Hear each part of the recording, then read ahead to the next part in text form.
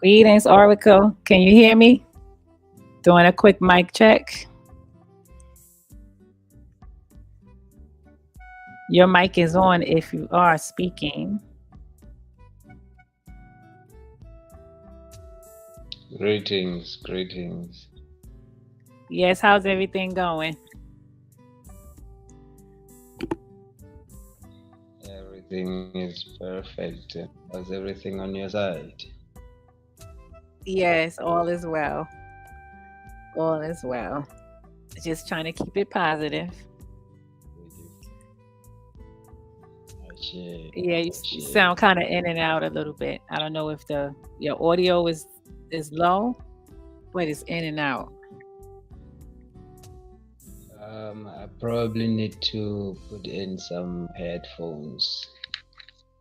Okay, I can hear you now. That was better. I can hear you now. That was better. Is it better now? Yeah, I can hear you. So, how was your day today so far? Or your evening, because it's evening at your place. Busy. Okay. Yes, it's 11 p.m., but the day was busy as always. Mm-hmm. Have you dealt with any Yeah, but we give relationship thanks. topics? Did you have any relationship topics today? Since that's the topic for this evening show, healthy relationships, spiritual relationships, part 3. Yeah, I deal with such every day. Mm-hmm. It's just that I've realized that people are waking up these days. People are no longer sleeping. That's right. So we give thanks to the great guides who are opening people's eyes to certain realities. We give thanks. Right. Yeah. Do you have a particular relationship story you would like So to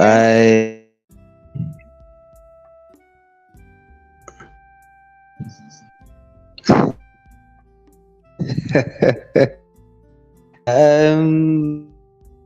if I were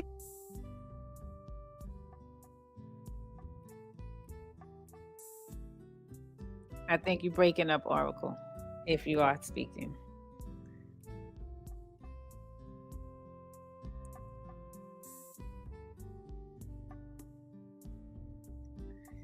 Yes, but anyway, until we can get the Oracle back in, give thanks for tuning in to Real Radio Talk here with myself, Nigis, and we have the Oracle Prince on the panel this evening for us, night for him in South Africa. He's streaming from South Africa.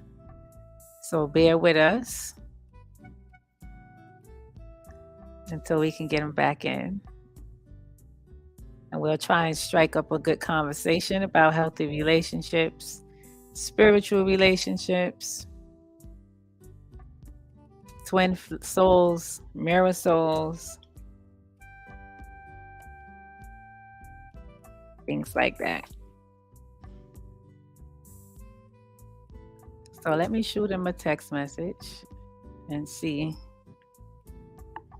what's going on his side. So you can enjoy the music in the background so we can get him back in.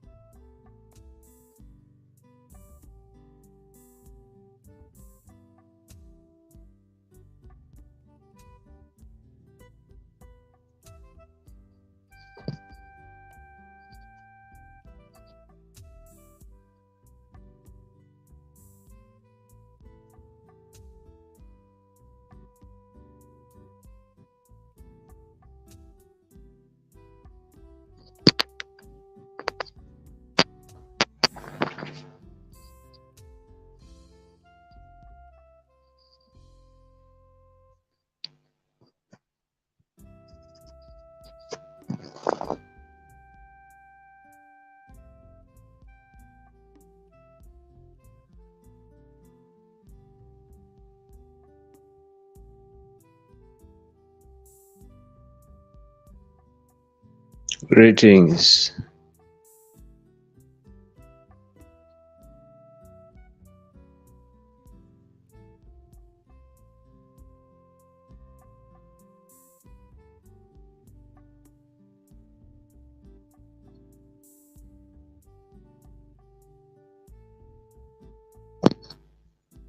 Um,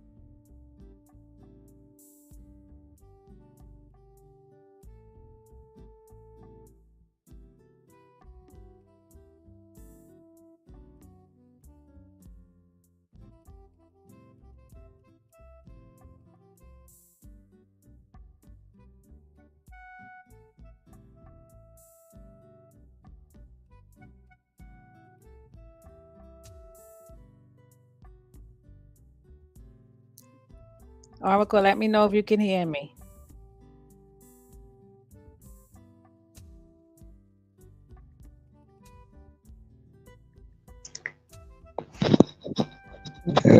yes, I can hear you. Can you hear me? Yes, got you. I can hear you. Yeah, I don't know what's happening here. There seems to be a little bit of a delay in communication here. Right, I noticed that. Yeah, but everything seems to be normal on my side. I don't know, maybe it's something that is happening out there. Yeah, that's always the case. You know, that's always the case when Yeah, we get on this platform anyway. But we're talking about a delicate situation that's not really as delicate as far as relationship wise. We're not talking about things that any race won't go through, you know. So I was asking you, yeah. before we got disconnected, I was asking you if Any mhm, go ahead. Yeah, if any good information, especially the one that is opening people's eyes, I guess it's not good for the system, and it will always they will try to block it from from um from the people. But yeah, as I was saying, since we got the connection back now, hopefully it won't go away again. I Okay. was saying, I can share my story, but not the stories of my people that I am helping, because I respect their privacy, and as the Western medical doctors would say, it's a doctor and patient. Agreement, Um, yeah, confidentiality. Hmm. yeah. So I wouldn't share No, you any don't of have to their say their name. stories. Don't say any names, just like scenarios, maybe. You know, just don't say because these there's Oh, people listening that's gonna have that issue. I'm sure. You yeah, don't have to use true. this. You don't have to use the same exact story, but just snippets of examples of what a healthy relationship is. Something like that. Because I think Yeah, people need to feel secure and safe that they're not the only one, and that there are people that's been through what they're going through or still going through what they're going through right now, and then maybe they can start yeah, on to their healing process. Because after it's all said and done, the next thing you have to do is be responsible for your healing process. So they need to know that, yeah, you need to heal from it. You're going through it. You're not the only one going through it. But then there's also a healing process for yourself that you can accept now mm, better, because that there's an option out there. You don't have to stay unhappy, or you don't have to feel like you're over obligating yourself for the sake of a relationship. It's still a healing process that I think people miss all the time. That it has yeah, to be a healing process there, and people want to just get healed right away. They don't know that you got to put the yeah, work into that yeah, healing. yeah. That's true. One other thing, the problem with us, human beings, we we get used to things that make us comfortable, and things that make us have a sense of belonging. Hmm. So when you have that, you always want to hold on to such. You always want to be um, not disappointed. You always looking for your expectations to be met. Yeah, So what happens is people cannot bear the thought of being alone. You know, just taking time out and giving yourself some time to heal, or some time to grow from certain things. Get used to loving yourself and giving yourself time and space.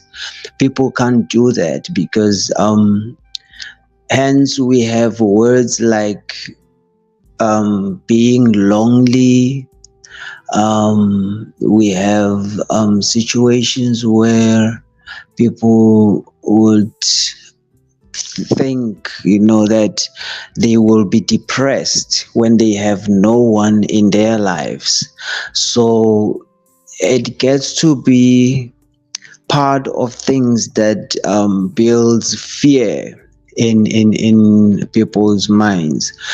That is why we have things like rebounds. When somebody dumps you today, tomorrow you have someone to fall back on. you know mm, um we always want to belong somewhere. We always want our hearts to be filled with something, and we will say, I have a void. He left me with a void, or she left me with a void, so I need to fill that void. Now, that is when we go looking for things to fill the voids in our hearts or in our minds, wherever that void may be, forgetting that throughout our lives, we have taught ourselves attachments. We have taught ourselves to be attached to certain feelings, certain emotions that we have made them become things that we cannot live without. That is why on our previous episode, I was talking about the love that is selfish. What we have deemed as true love is a selfish type of love that you always look for something to belong to. You always look for something that you can own, something that can belong to you, and you can own it and say, this is mine, this is what makes me happy. And yeah, that's where we have these major problems when it comes to relationships and love and all of those things. But now, when we're talking about this spiritual love, this spiritual relationship, the spiritual connection that we ought to have as human beings amongst each other, um, I'm going to make an example since you asked me to share a story. I'm going to make an example. I won't mention names just to respect the people involved. Yes. But now there's a couple. These people have been had been together for many years. Like, they've been together for over 10, 15 years. And all that they knew in their lives was the type of relationship they had with each other. There was certain ways that they were treating each other with, but because they knew nothing else outside of that relationship they had, everything that they were doing in their relationship was good and fine for them because they knew nothing else. All they knew was the experiences they had with each other. But now, until they started having friends, as you grow up, you meet people and you meet different people every time. And there are certain people that you can connect with on certain levels, and those people end up having some kind of influence in your life. So now, when they started meeting people outside, those friendships that they had with those people started becoming influential in their relationship. Now they were comparing how they were living to how their friends are living. They were comparing their experiences to those of their friends. Now, here's something that created a big problem in that relationship. One of them started feeling that they lack something in their relationship. It just so happened that out of the blue, one of them came and said to the other that, I don't feel satisfied anymore in this relationship. Not speaking about the sexual or physical satisfactions, or maybe material wise, but it was the satisfaction that even the person who was complaining didn't even know what it was, because when they sat down to communicate about this, there was no definite reason for that dissatisfaction. The person just said, I don't know what it is that I'm lacking, but I feel that there is something that is lacking in our relationship. And now the discussion was supposed to be something that brings about the solution to the problem. But now, since the problem is not being specified, the person was not specifying that I'm not satisfied with this, pinpointing the exact thing. They were just saying, I'm not satisfied and I feel this relationship is lacking something. I need something outside of this relationship to just go and find, a different experience. So that had no other solution but to just let one go and experience whatever it is that they want to experience. So now, to be straightforward about it, it ended up being a situation whereby the party that is feeling unsatisfied was given an opportunity to go and explore that which is lacking in the relationship. Now remember, if it was something like lack of communication, you go and find it elsewhere.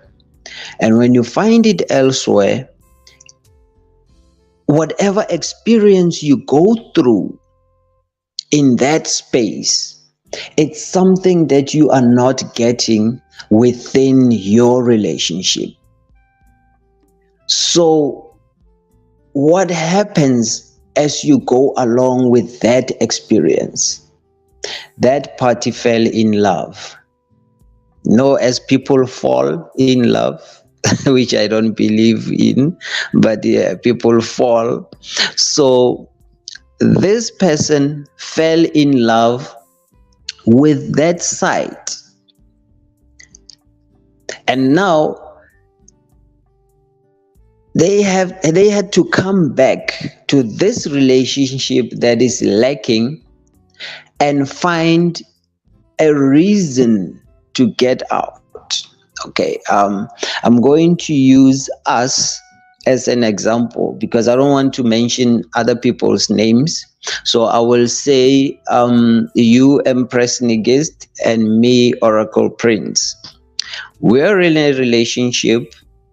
As we are in that relationship, I come and say something is lacking, right? The solution thereof is that you say to me, okay, go and explore that which is lacking in our relationship and find it elsewhere. But remember, you are not leaving the relationship. All you're doing is just going there and explore just so that you can come back and we can fix this relationship that we're having. But now when I go out there to explore, I fall in love with that which I was exploring. And now coming back to you, I cannot have that relationship that we used to have anymore with you because I am having it with someone else. And that was the problem that these people came to me with, and I had to solve that for them. So what was your solution to that most Right. That's a complicated issue right there. Yeah. The fact that these two people wanted a solution, that was all they needed to solve their problem. The fact that they both saw that what we are doing is about to destroy what we have built for many years. And now we don't want that to happen. We don't want this to be broken. What can we do? And they decided, let's go see the oracle and seek help. But now that help was already there because of the will. You know, when someone identifies a problem and they're willing to fix that problem, that is a solution on its own. Right. Before we can find other solutions, that is the beginning of solving that problem. Recognizing that So there is a problem. yeah. So Help. it means though this other party has fallen in love outside of this relationship, but the truth of the matter is there is still love for this person. There is still love for this current relationship because they have come to seek help for it to be saved. So my solution was that look into your hearts, both of you. Find out that though there are external experiences, external things that have come into your relationship, find that which started your relationship, that which you have built this relationship for over 10, 15 years. Find it again, bring it back to the table here, and find out if it's still there, if it's still alive. The only thing that you need to now is to see the importance of why you should carry on being together. Remember, relationships are not only built on love alone. You know, as we say, I love this person, therefore I want to be with them. That is not the only thing that builds a relationship. There are many things there, you know, and one of the most fundamental aspects of relationship building is responsibilities, because as you grow together, you create things around you that needs your responsibilities. Each one of you must take responsibility of something that you have built. Let's say, for instance, these people had children. Those children are part of the decisions that they make. You know, not only would it be children, but it can also be the community, it can also be families. You know, in a case where you are married, remember, if I'm married to you, I'm also married to your family. You know, your sisters are my sisters, your father is my father now, your mother is my mother now. So when it comes to a point where you and I decide that we no longer want to be together, remember, we're not only deciding for each other, but we're also deciding for our families. You know, we deciding whether I am still going to be a son to your mother, whether you're still going to be a daughter to my father. So these are the responsibilities that I'm talking about, that when we are married, we get into this communion spiritually as well. Remember, even in the spiritual world, when we get married, there are certain rituals that we do to connect our ancestors. You know, the same way that we do here on earth, it is also done in the spiritual realms. Christians will tell you that as it is done here, so above.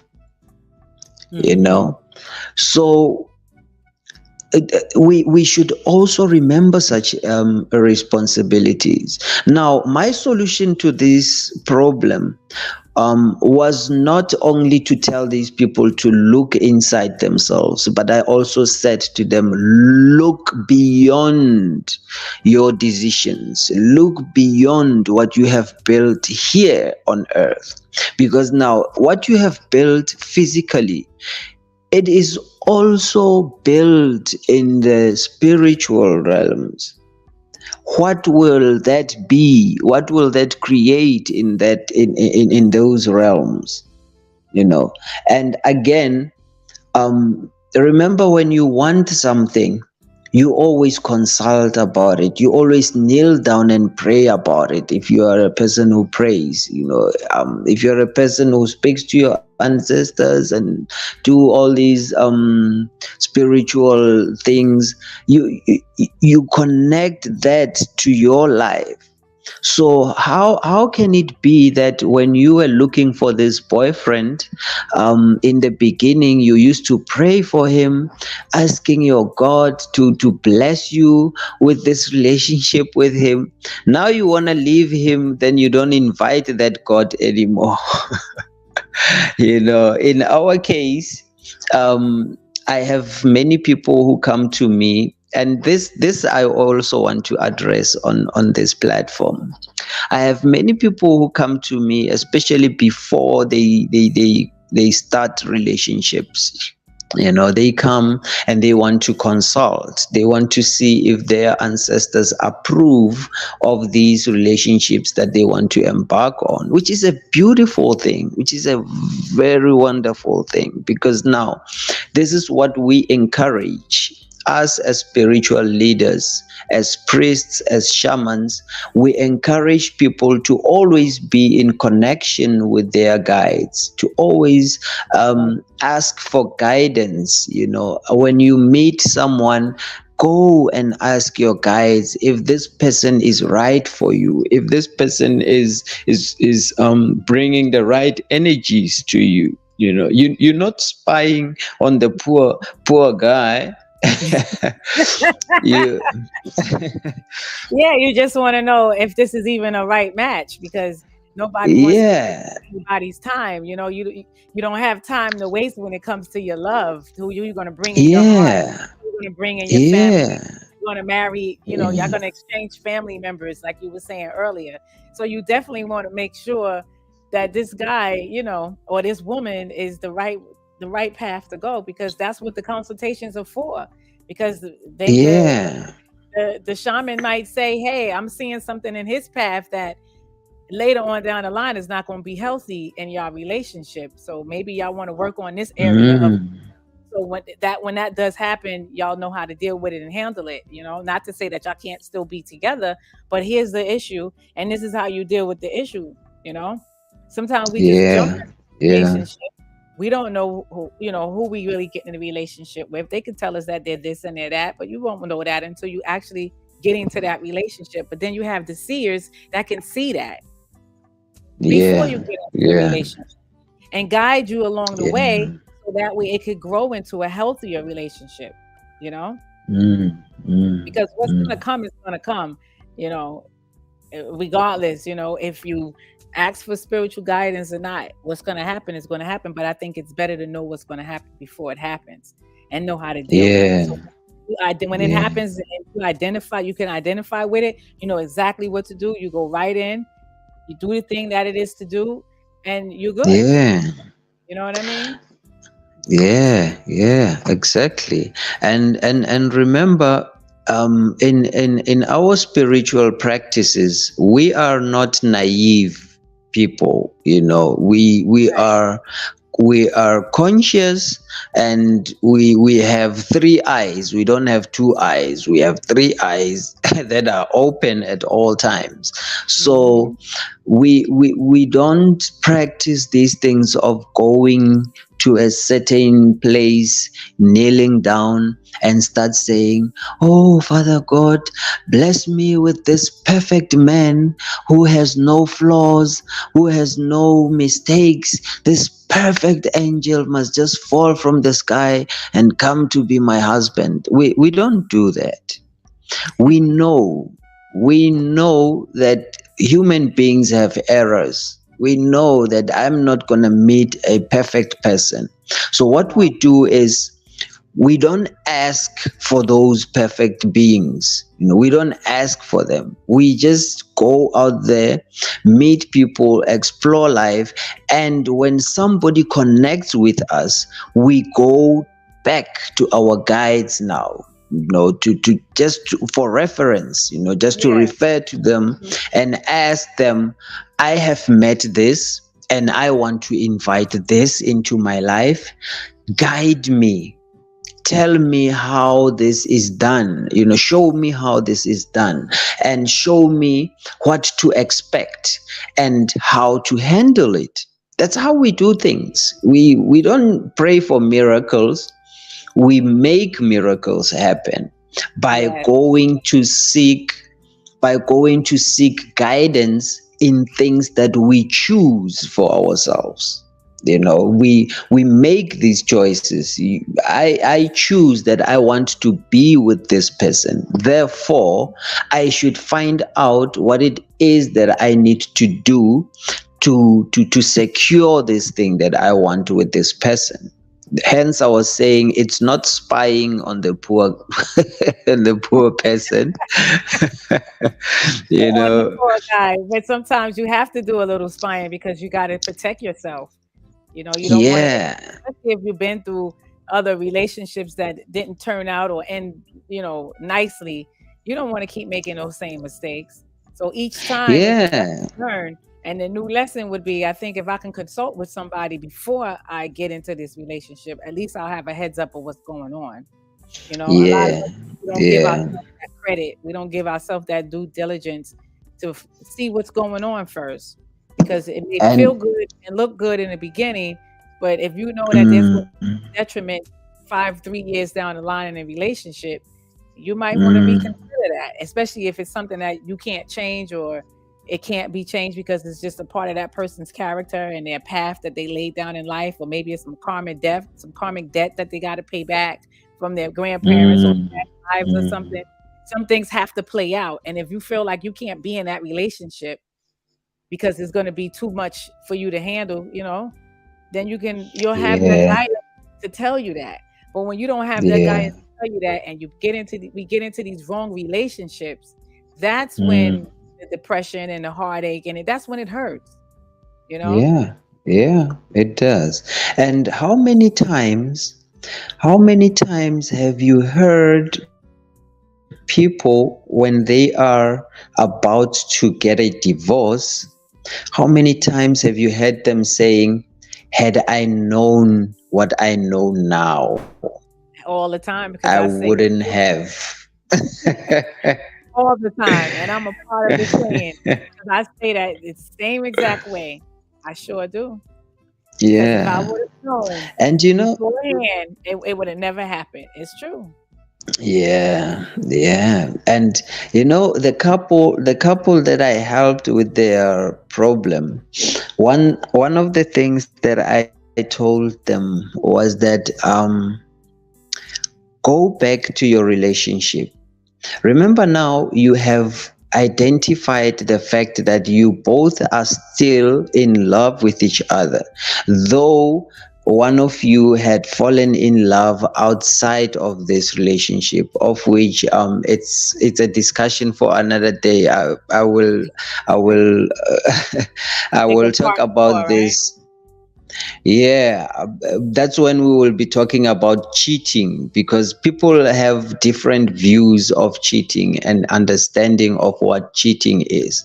But Yeah. now, talking about this couple, when this when I was addressing this, I said to them, go back now. Now that you have identified that you're still in love with each other, go back and look at the things that you did in your lives together, and start from today, from now on, do things differently. Identify each and everything that you were not satisfied with in your relationship, and start doing something different from that. The counter, you do the counter of what you were doing. If I was not giving you attention enough, I should start giving you attention now. If I was not and all of those things you cannot find on your own. You can't sit there and say, oh wow, Oracle is my husband, but I haven't been giving him attention. Okay, let me just change now and start giving him attention. No, you can't do that. I have to be the one who tells you that this and this was lacking. I felt like you were not playing your part on this and that. And that is what we call communication. We sit down and both identify things that we were not doing right to each other, and we start to change those. And by changing those, I don't mean now you have to come to me and tell me, yeah, now you have to be like this, you have to change and be like this so that I can be happy. So that means we are going to set boundaries for each other and set expectations, and then now we are not going to be happy anymore.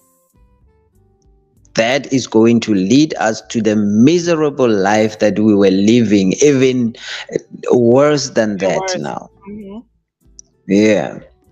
So the only thing is to find a common understanding of each other, and be willing to change yourself for that relationship. You change yourself to the best of your abilities. I cannot change myself for you and not like what I have changed. Just doing it for you, it won't last. I can pretend to be that good for 2 days. After 2 days, I'll be back to my old self. But if I want that change for myself as well, I can do it for you, for me, for us. Mm-hmm. So that was the solution that I gave them. I said to them, if you're willing to change your life, knowing that all the things that you were doing in the past were not right for your relationship and were not right for yourself as well, if you're willing to do that, then go as individuals. Go transform yourself. You, the woman, go find yourself, walk your own journey. You, the husband, do the same. And then come back and meet again as new, transformed, and changed people, and rebuild this. And you know what? The results that I'm receiving is we are more happier than we were all those years ago. Oh my goodness, that's beautiful. Look at that. Yeah. That's beautiful. So also you must also involve your guys. Always involve. And when they came to me, first thing they asked me was that, can you please check with our ancestors and find out if they still want us together? Exactly. And if they don't want us to be together anymore, then we will be free with this divorce thing. Because if they were to divorce and maybe having those doubts that our ancestors don't want us together, divorce, I don't think they would have been happy with their decision. But now they wanted to hear an approval, some sort of an approval, to hear what is happening on the spiritual side about this relationship. If it has ended on a spiritual level, there won't be a reason to continue it physically. So it's sort of wanting an approval as well. Yeah, that's But good when that I they. checked, I Mhm. found, Well, no, go ahead. Go ahead. I'll let you finish. yeah, um, I was saying when I checked, I found that on the spiritual side, things are still intact. Because remember, when you involve the spiritual world, you create a future in there. Things that you manifest spiritually are always there waiting for you, waiting to happen. It's like prayer. When you send out something out there in the universe, you send those vibrations. You kneel down, you pray for something. You can pray for rain today, and then um 3 days down the line you start praying for sunshine and say, no, I don't want rain anymore. Already the message is out there. The rain is gonna come. You prayed for it. And the day it starts raining, you'll be like, no, my prayers are not answered. I said I don't want rain anymore. It has to rain because you have manifested it. You Mhm. prayed for it. So it has to rain at some point. Now, that was one of the things that I made them aware of, that as you were together, there were certain wishes, there were certain things that you were sending out to the universe as things that you want to happen in your relationship. Now you want to break that relationship. When are those things going to happen? To whom are they going to happen to? Because you've already asked for those things. They are out there waiting for you in the spiritual world. And Mhm. now you break this, you expect those answers when they come back, they must fall on you and your new guy, and you and your new girlfriend. I mean, it's not going to happen that way. That new guy will have his own new dreams. That new girlfriend will have her own new dreams as well. So what Exactly. happens to your dreams, the ones that you have left behind hanging there in the spiritual world waiting to happen? What happens to those? you know so that is when we sit now and check with the guides, now check with our ancestors and see that what we have started, we are about to end it. What is the guidance? Where should we go? How do we deal with it? And then we Mhm. find out that the fire is still burning. The fire is Right. still burning on the spiritual side.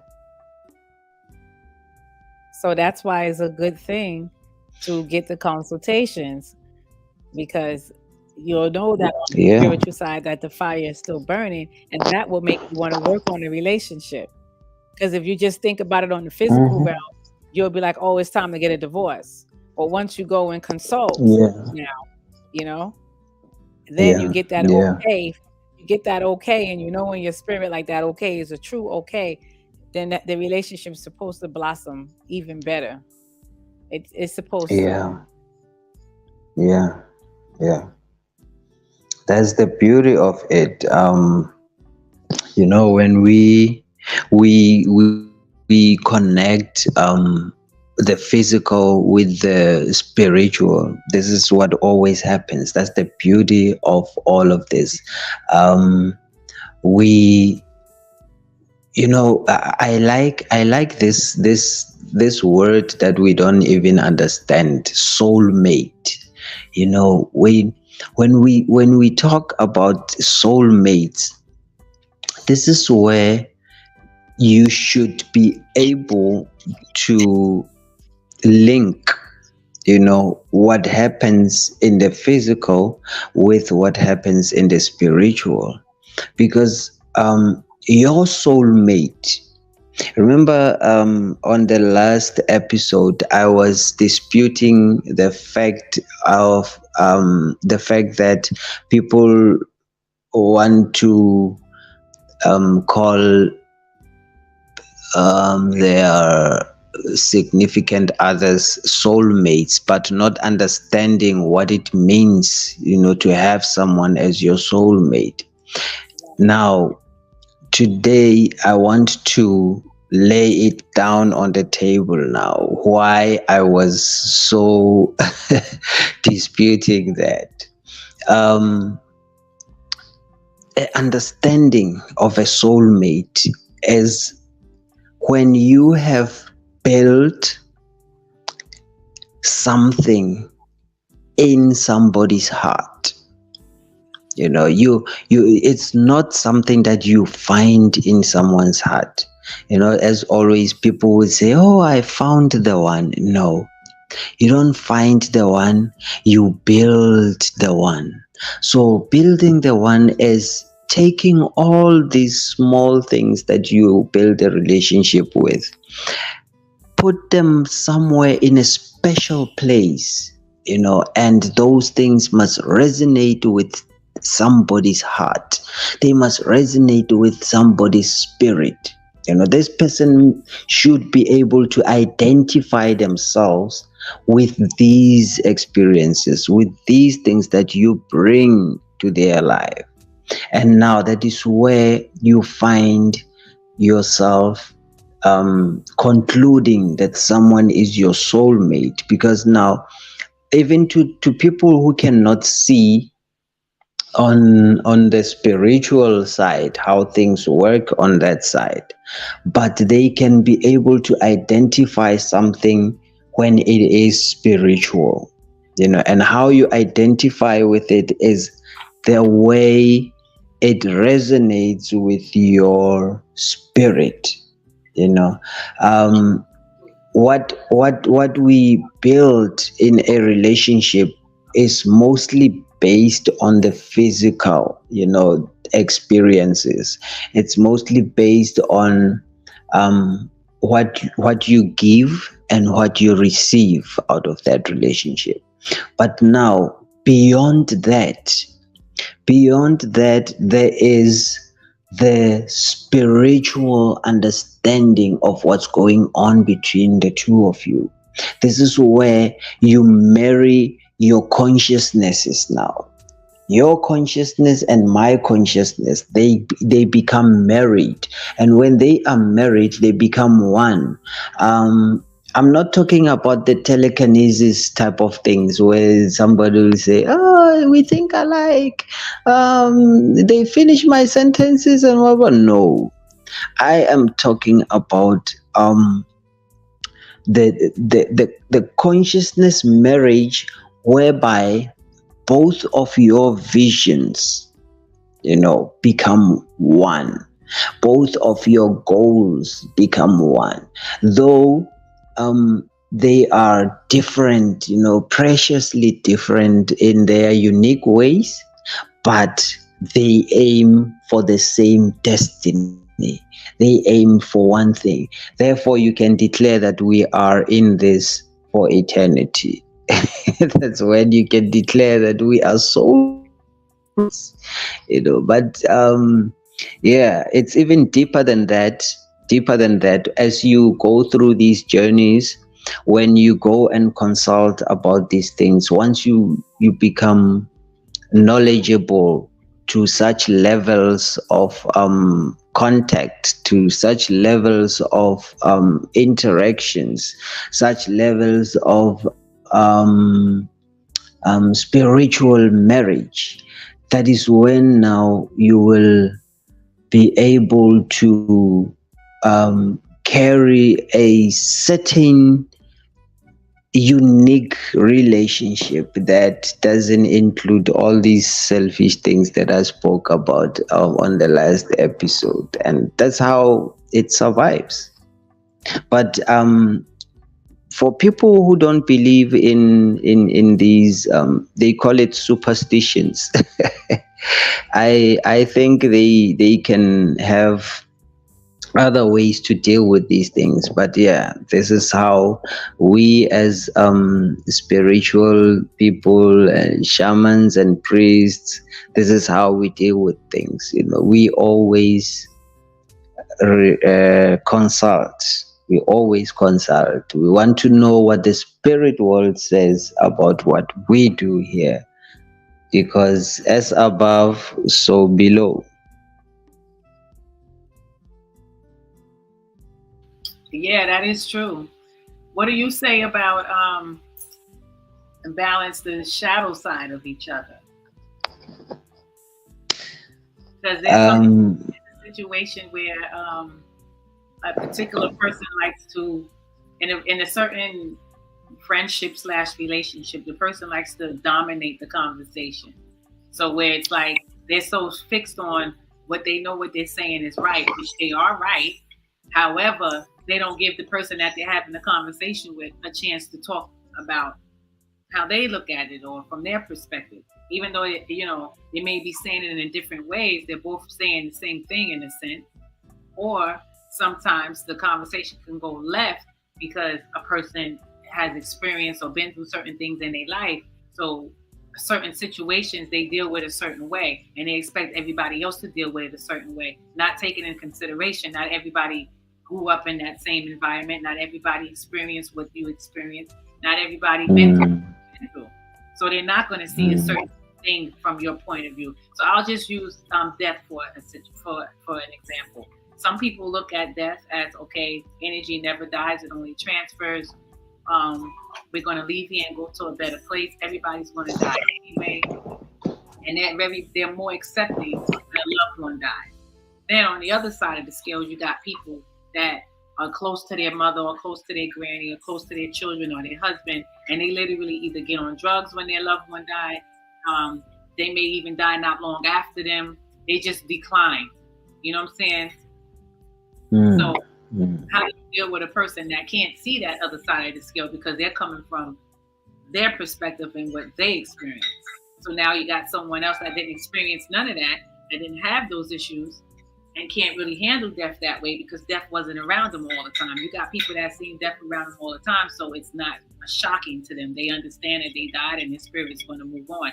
Everybody pretty much knows that we're going to die. Even children knows that we die because their grandma might die or their friend might die or somebody in the family may die. So we're conscious that death is going to happen. But when it happens, nobody's thinking energy never dies and only transfers. Nobody's thinking, oh, he or she's going to a better place. Nobody's thinking that we're all going to die. Death is going to come upon us all. We're not thinking like that in that moment. We're thinking about here and now. My loved one is gone, and I'm not the one that could deal with death because I didn't grow up around death. I didn't grow up in an environment where it was a lot of violence and crime. You know what I'm saying? I grew up with a family. I grew up with a tight-knitted, webbed family. So when someone died, we take it to heart because we were so close to each other. And you got other people that don't have that. So their perspective on death is going to be totally different. And then you're having a conversation with someone whose perspective is coming from, I've been around death all my life, energy never transfers, so to speak.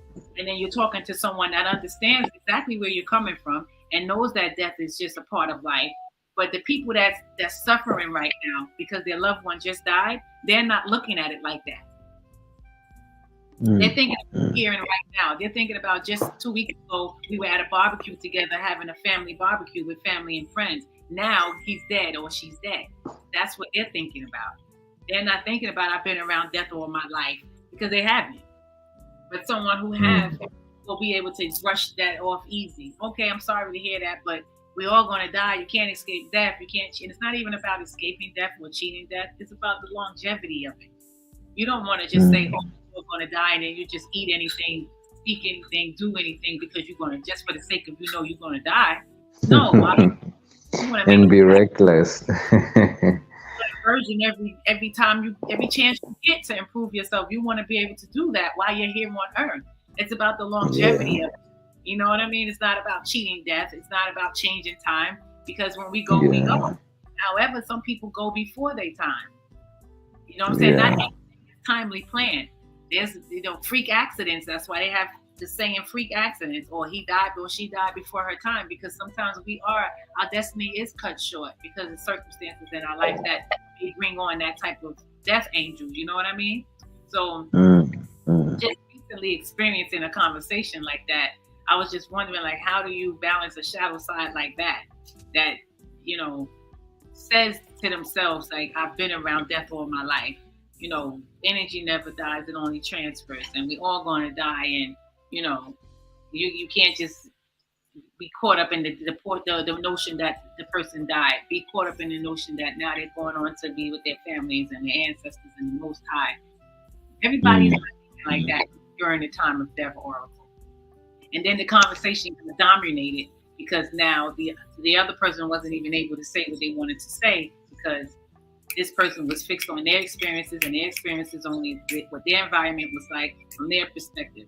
So you never got a chance to really say, what that family, you get a chance to say, but not to the full conversation that family didn't experience what you experienced. So you got to look at it from a more compassionate point of view. You know what I'm saying? They're not from the street, or they're not, they didn't grow up with it. They grew up with family, the grandma, mother, and father. You know what I mean? So how do you mm. a shadow side person like that?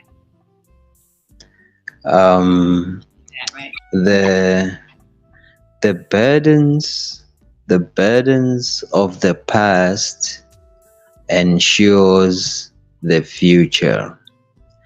Why am I saying that?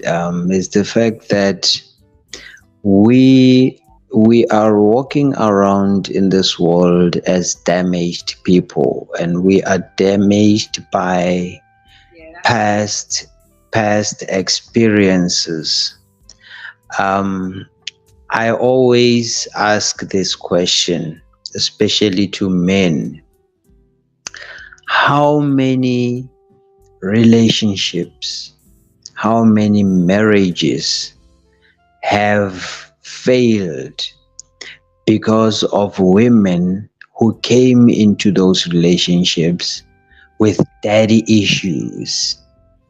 How many have failed because of men who came into those relationships with mommy issues?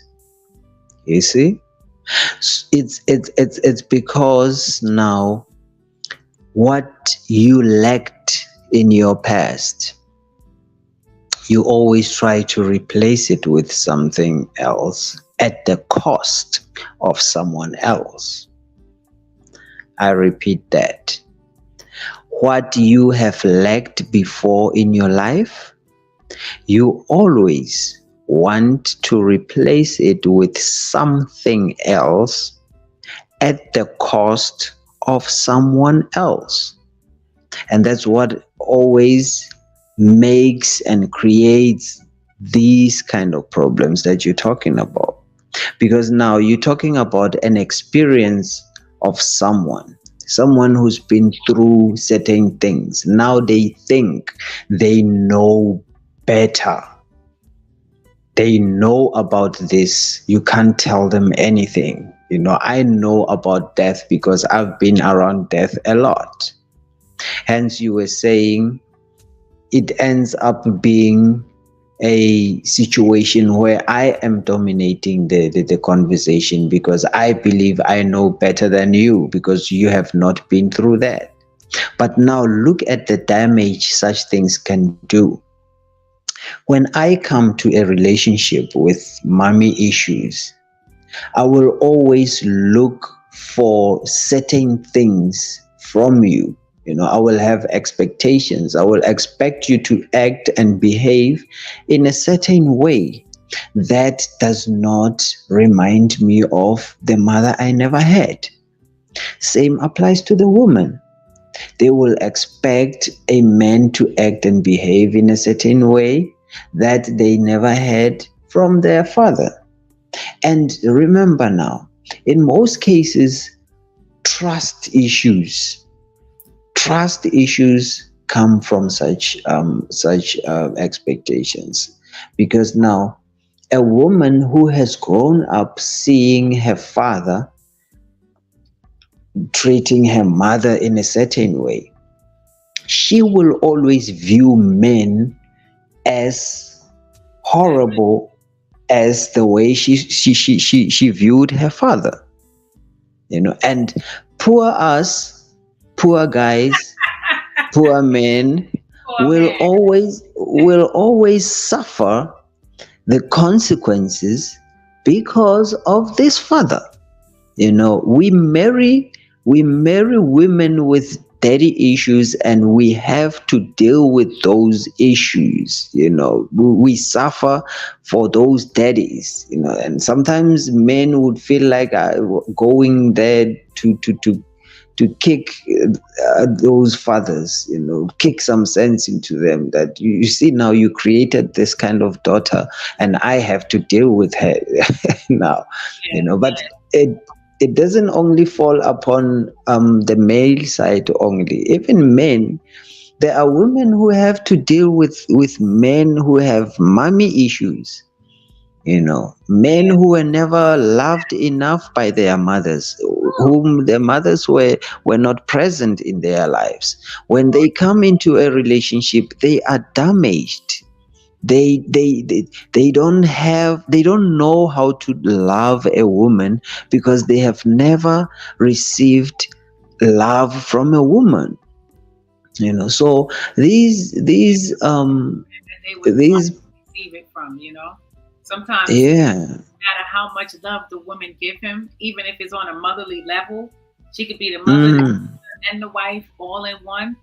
But if it's not coming from the mother, where it's lacking from, no matter what the woman do, it's not going to match. He's still not going to feel fulfilled. He's still going to be in the past of that void that he didn't get from his mother. Yeah. On that too. This is what I'm exactly trying to bring to the light here. You see, the issues that we bring into the relationships, they shouldn't be the deal breakers. They should be part of the building blocks of what we are trying to build. Remember, we always say, I love him the way he is, with his mistakes, with his weaknesses and all. So this should be some of the things that builds our relationship. Because remember, if I come to you with mommy issues, the conscious thing that I should be doing is to look for solutions, like to look for things that will make me see women in a different way. I shouldn't come looking for my mother in every woman that I meet, because if I'm looking for my mother, I am gonna find her, even though these women are nothing like my mother. But because I have this image of my mother always painted in my brain, any woman that comes into my life is going to remind me of that. That is why when you have these psychos, serial killers, when you ask them, why do you do what you do, they will tell you that I can't shake this feeling that I have whenever I look at women, because of what happened to me and that was done by a woman. It's like that image will always come first. Whenever you look at the other person, you don't see that person, you see the image that is in your mind. That is the major problem. So the wise thing to do is to come into a relationship knowing what kind of a problem you have. Identify your problems first. That is why Papa Destiny spoke on the previous episode. He said, know thyself first. Know thyself first. Love thyself first. And then when you go into a relationship, you already know your weaknesses. You already love yourself, and then you can share with this person, with this poor person you're gonna find now. You can share with them your weaknesses and tell them, you know what, I have this and this and this and this kind of issue. Because we have a tendency of telling people that, oh, I trust you, but deep down you know you have no single trust in you. You know, you can't trust because of the issues that you have, because of the things you've been through, things you've been told, things you have seen in your life. You can't trust. But for the sake of a relationship, you get there and tell someone, oh, I trust you. And then what happens when they make a mistake? Those trust issues, they start to come out. You know, you start telling him, yeah, I knew you were gonna do this. Yeah, I know you men are like this. Why would you say you men are like this? It's because of the issue that you have with the previous men that you have been with. It's either your father from childhood or your previous relationships. But when you start to generalize and say, you people do this, you do this, it means now you have issues. Right. So what do you say about this type of issue where you have a man, you know, that's in his shadow side of being raised by a single mom and around a lot of women, and he start picking up those feminine, womanly ways, not necessarily in a good way, and then brings it into his relationship? Like, you know,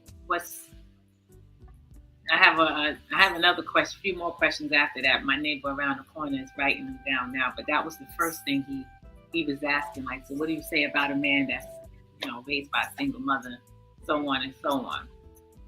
But a lot of women, and then he starts, you know, picking up those women, acting like those women ways, you know, because there's no man. Let me tell you something. You know, society has messed up a lot of our psychology. And I will say this because, you know, there are many men out there who were raised by single mothers. And these guys are so loving and caring, and, you know, they have no excuses.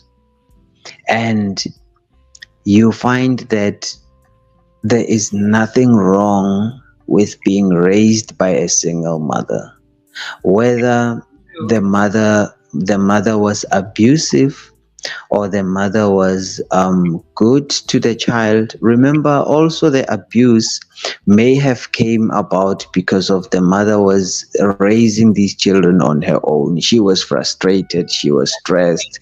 So certain things that she did to these kids were not intentional, you know, it was just frustration.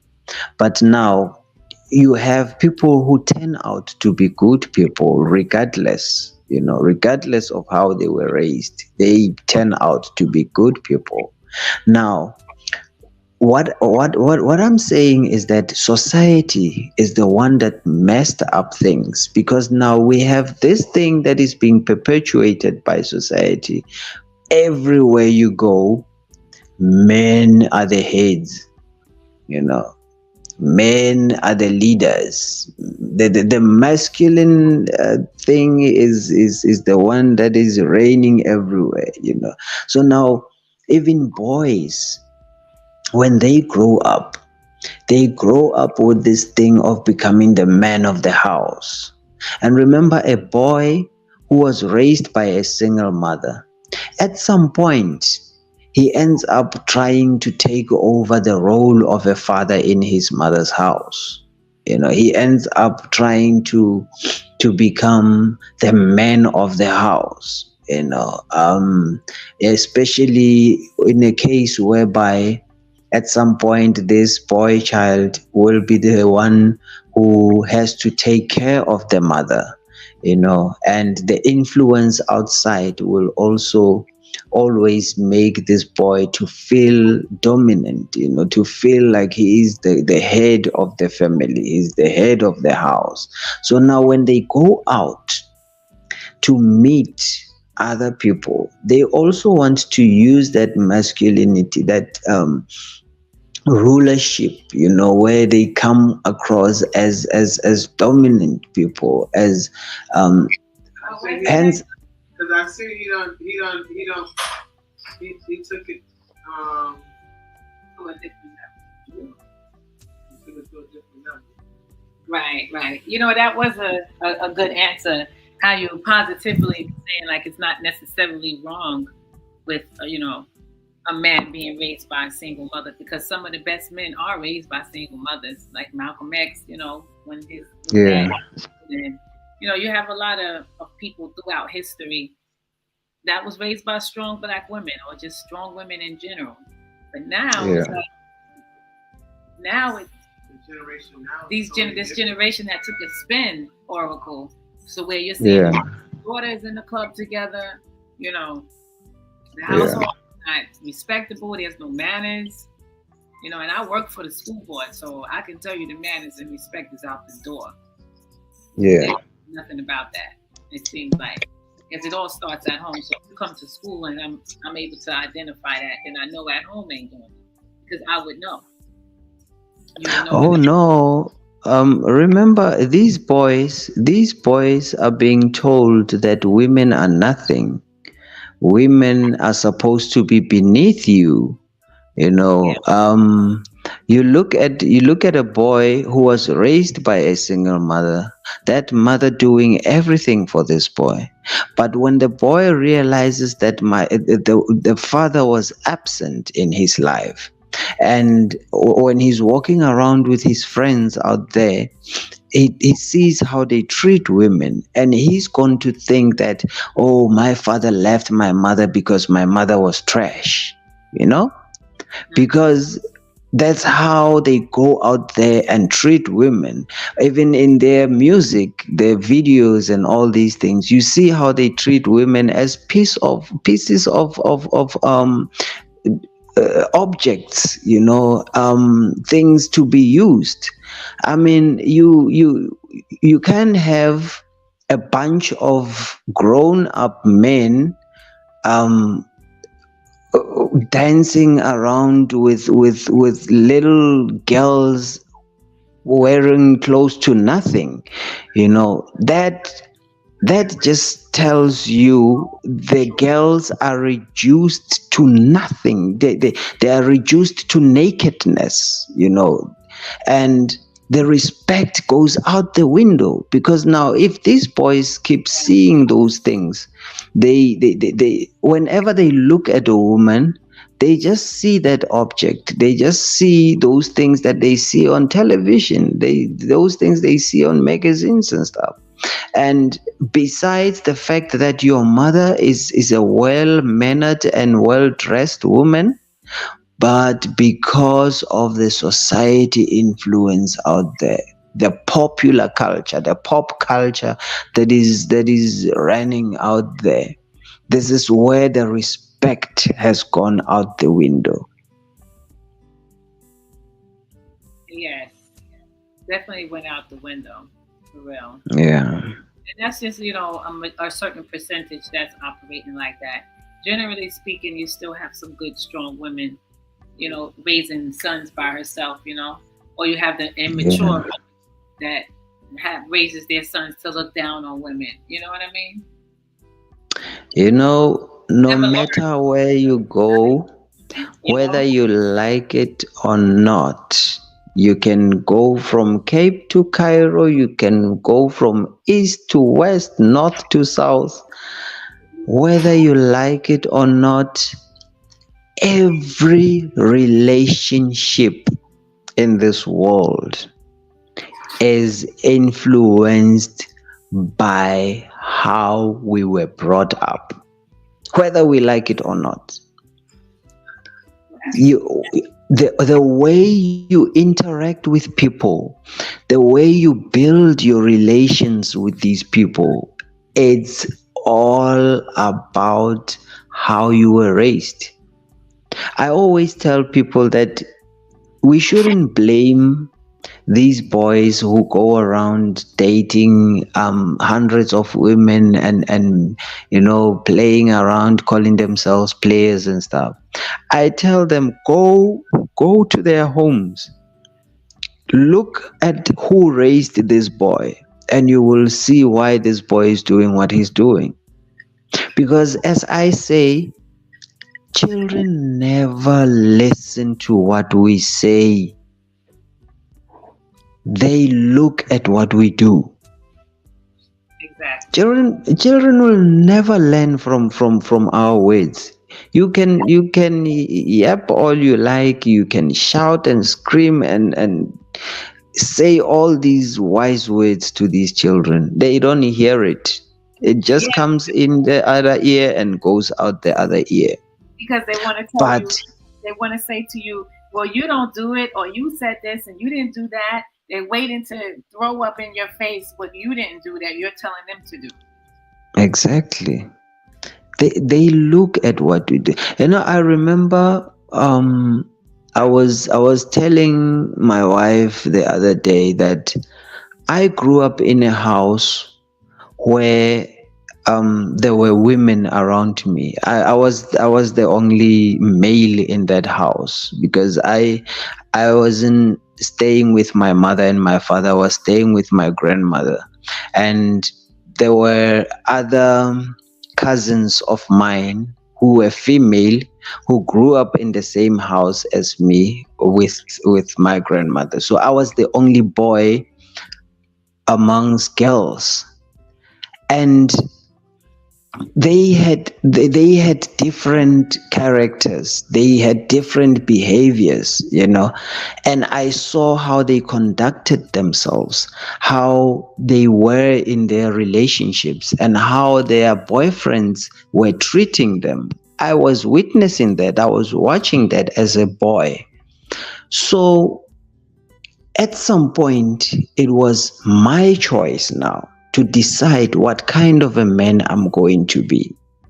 And looking at my father and my mother, looking at their relationship, how they were with each other, even though I didn't grow up under their house, I wasn't exposed to their daily interactions every day. I only saw them a few times in a month, but I knew the type of life they were living.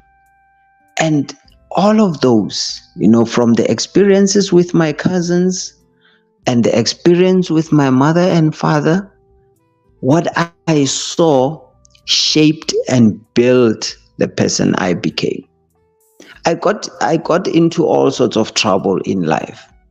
But when I decided that I am going to act as a grown up now, I'm going to grow and leave all these things. It wasn't because somebody took me, sat me down, and started laying it all down on the table and said, you need to start living like this. No, I decided on my own. I just one day woke up and said, I'm not gonna do this anymore because I haven't seen it anywhere around me. So when I am doing this, who am I mimicking? Who am I copying? Because all these things that I'm doing are things that I learned from the streets, and the streets ain't gonna take me anywhere in life. I've seen people do these things and I've seen where they end up. Why don't I change from that? That was a personal choice, a personal decision. And I met this wonderful woman. I was very young. I was still in school. 21 years later, I'm still with that woman. And that's a blessing, you know? Yeah. Some tears of joy right there. Yeah. Because my neighbor around the corner was saying that he grew up, with 8 sisters and aunts and his mother. So he's seen, some of the family, the women in his family, take advantage of men, and he saw men take advantage of them. So he was able to, be exposed to both sides of the spectrum. Where there was a guy into his aunt or his cousins, and they just played the guy out. And then vice versa, where they were into the man and the man played them. Or they probably in the rebound, whatever, because they were so in love with the guy, Yeah. Around and said that you grew up around women as well, and he asked the question before you even said it, so it just shows that y'all both coming from the same understanding, Yes. And the beauty of life is in the journey. Is when the mistakes that we make, the mistakes we learn from, and how we get out of situations. That's the beauty of life. Do not expect things to be perfect. Do not go out there looking for the perfect one. I'm telling you, you're gonna be miserable. You're gonna live an unhealthy life if you have such a mindset. Please Yeah. No, seriously, because you have people that's they're delusional with it. Yeah. Delusional with it. They don't fit the description, then they don't want to try the relationship, or they're expecting the woman to behave and be a certain way, and when they realize that's not happening, then he finds every reason to get out the relationship, because now he thinks he's gonna find what his delusional mind had told him that he can get.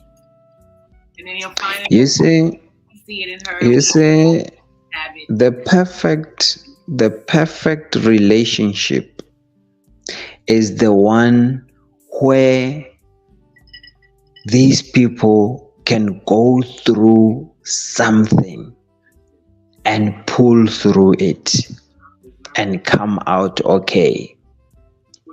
If you're going to have a problem and it ends up in a divorce, or it ends up in a breakup, or it ends up in hate, you used to love one another, but now you hate one another. That is not a success. That is not a perfect relationship, because now if something has to end, it need not end in hate. It doesn't even have to end in a situation whereby it's ugly. I so much admire people who can sit down and decide that we are not good for each other. We cannot fulfill certain goals together, so rather we just don't continue as a relationship or a marriage anymore, but we continue to love each other. We continue to be human. We continue to interact and be civil towards each other. I admire such people, because now you don't end things. You still continue things, but you continue them differently. It means you are no longer intimate with each other. It means you no longer, if you decide that you're not going to stay in the same house anymore, that's well enough and along those balances. You can decide such things. But if it gets ugly, it gets to a point where you are hating each other, fighting. You don't want to see this one anymore. You wish bad things for those people. You sabotage them in their other ventures that they trying to do. That's not healthy, and that is a big failure. Yes, it is. It's a huge failure, because if you love someone, I always say this: love doesn't die, love doesn't end. These ones that dies, these ones that ends, hey, I used to love him, now I don't love him anymore. That's not love. You never loved that person if it has ended. Truly. because you just can't turn it off like that. Once it's turned on, once the love is turned on, you can't just turn it off like that unless it was never really officially on from the beginning. Exactly. From the beginning that you can just turn me off like that, then you're right about that. Spiritually, love is love. It cannot be turned into anything else. Love will always be love. You can't turn love into hate. Hate is hate. If you hated someone, you will hate them forever. If you love someone, you love them forever. It's just that there are differences, you don't see eye to eye anymore. You don't have those interests towards each other anymore. It's normal, it's fine. But it doesn't have to go to those levels whereby there's no love anymore. Then it means it was never there. Right, it was only expectations which were never met. And when they were never met, those expectations, then whatever it was, the last you had, it died. Hence, I also said to the couple that I was helping that if there is something lacking in your relationship, that cannot be the reason the relationship ends. Because what's lacking can be built. What's lacking, you can go fetch it somewhere and bring it here. Word up. Through communication, through communication. You tell me what is lacking. I work on it and it's there. But now if you want to say, oh, since it's lacking here, it's no longer here, I'll find it elsewhere, then it means you never wanted it here. You wanted it somewhere else. Wanted it somewhere else. I was just a pass me by. You see? So now it doesn't make sense when you go out there and find it and come back and say, oh, I have fallen in love outside. Now I'm no longer in love here anymore. You were never in love here in the first place, because you can fall in love however you want, as many times as you want. But now there's falling in love. You will fall and keep falling, but because you're definitely falling. If you want to look at love like that, you're supposed to be standing in love, Yeah, you rise in love. You don't fall in love, you rise. And when you rise in love, remember, we are capable of loving, right? And we shouldn't confuse intimate connections with loving connections. Hey, I love humanity. I love people. That is why I do what I do. That is why I accepted my calling, because I love people. And I would die for anyone in this world. If I see you needing me at any time, I don't care who you are, where you're from, I am going to give myself to helping you. I'm going to lay my life down for anyone who needs me at that time. That is love. What I share with my family, it is specifically what I have chosen as my sanctuary, as my home, as where I lay my head when I am tired from helping out in the world, because I have to go back somewhere to rest. And this is the place that I chose for myself, that I will rest here with these people. That's my family. The type of love that I am giving to my family, it's no different from the love that I'm giving to the world, to everyone. It's just that I am sharing certain things with my family in our own space. And those things are shared with love. But now, if I am going to define love, that no, this one is better than the other. I love my family more. I love people less. The love that I have for my family is better than the love that I have. Then I don't know what love is. Because love cannot be categorized. Love cannot be measured. If it's love, it's love. It's true. If it's love, is love. I like how you said that. If it's love, it's going to be love. But now we take lust, we take infatuation, we take expectations, desires, and then we want to cocoon these things and put them there and label them as love. And when someone is not living up to those expectations, someone is not meeting those criteria, then they are not loved anymore. That's why we have so many divorces out there. That's why we have so many relationships that are failing. Tell me about because we have cocooned certain ideologies, certain ideas of what love should be.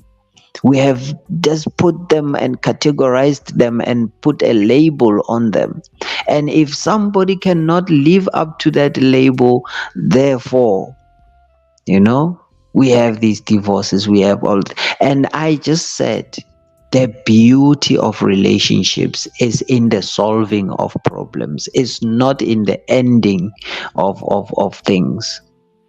If I'm saying to you, I've been with my wife for 21 years.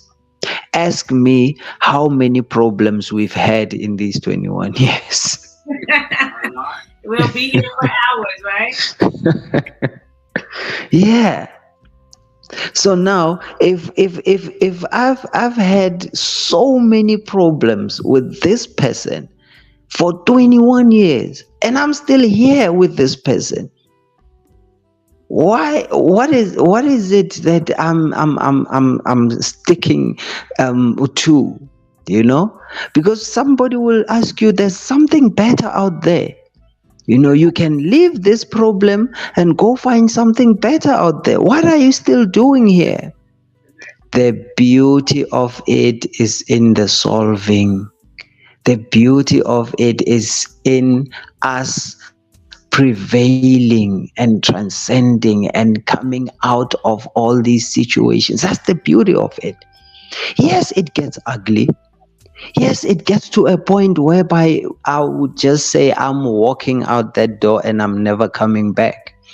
But the minute I get my hand on that door handle, something just asks me, where you are going, are you going to find a perfect world?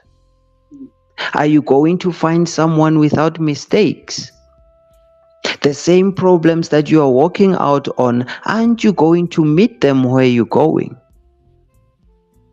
And then I stop right there, close the door, turn back, and tell that woman, sit down. We're going to solve this problem. I'm not going anywhere. Right. So you said you're not going anywhere? Yeah.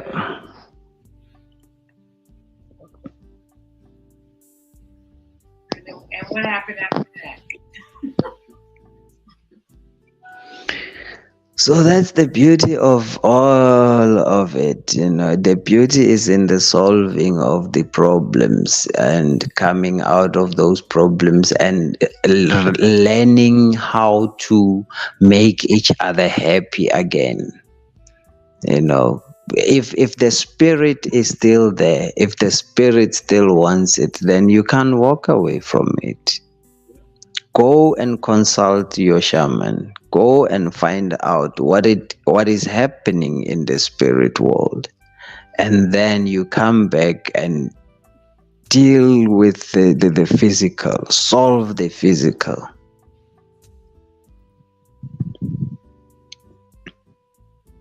Exactly. Yeah. Um, I think it's time for me to bow out if there aren't any other questions. Yeah, I think we covered a good enough ground this evening. We did an Yes, ma'am. hour and what, 47 minutes? Yeah, Yeah. there's Yeah. always. You was talking about a part 4 when you went to speak about multiple. Yeah, we can do that after a different topic, though. On the next podcast, we can have a different topic, and part 4, we can do it some other time. Yeah, we'll do that some other time. Yeah, because people have been listening to me talk about love so much that I think. People is lacking love so much. We need these type of love conversations because people generally see love when they need it or when they want it. They don't just see it as a universal situation. Yeah, because now tomorrow I'll be meeting people on the street and they will be telling me that, no, Oracle, just because you could stay in your relationship for 21 years doesn't mean everyone can do it. And yeah, it's true. It's true. I'm not trying to compare my life to anyone else's life or trying to make people make me an example, but I I am trying to show people that it is possible when you have the right mindset, when you have set even your goals to the certain point, you follow that. You don't have to be influenced by external forces. You don't have to be influenced by any other thing because whatever you are living here, you're still gonna find where you're going.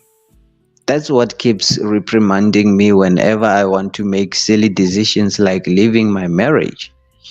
I'm always reminded of that. I sit down and think that what I'm living here is still out there waiting for me. You know. Right, right. So the best thing is to do. I don't know if people know whenever you connect with people physically, like when we talk about spiritual intimacy, whereby your spirits become connected through the activities that you do physically. I don't know if people are aware that those things also create their own vibrations in the spiritual realm that you will find even when you leave this world. Ask me, ask people like us who are doing the out of body experiences while we are still here. Ask us what we see when we get there. We will tell you. These things are there waiting for you. And now you have created a marriage in the spiritual world. And one day you leave your body, you find that marriage still existing there. What are you going to do? Are you going to facilitate the divorce in the spiritual world? Exactly.